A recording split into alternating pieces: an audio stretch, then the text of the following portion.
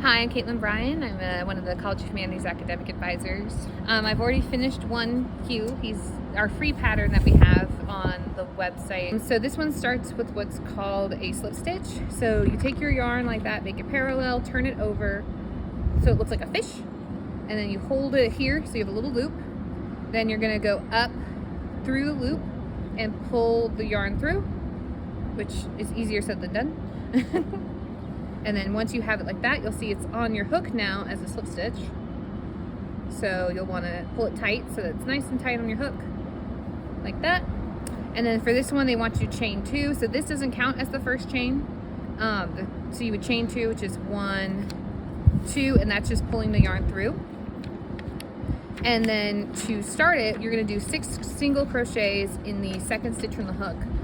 So you'll see here the first stitch is there, the second one is there. And this might be harder. I'm using fuzzy yarn, which is a little bit harder to do, and I would say is more of a expert mode. But beginner would be like a regular yarn.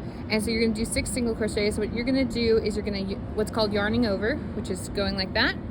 You're going to pull it through the loop, which is sometimes getting the first one is the hardest part. So you get 2 loops on your hook, and then you're going to pull the yarn through both of those, and that's a single crochet. And then you're going to do this again 5 more times. So this is number 2, number 3, and don't worry if you like mess up. I do that all the time, and you just restart. 3, and then number 4, and then number 5, and then number 6. And you're going to do it all in the same space. So then you'll have a little circle like that. So I've been working on Hugh for a bit.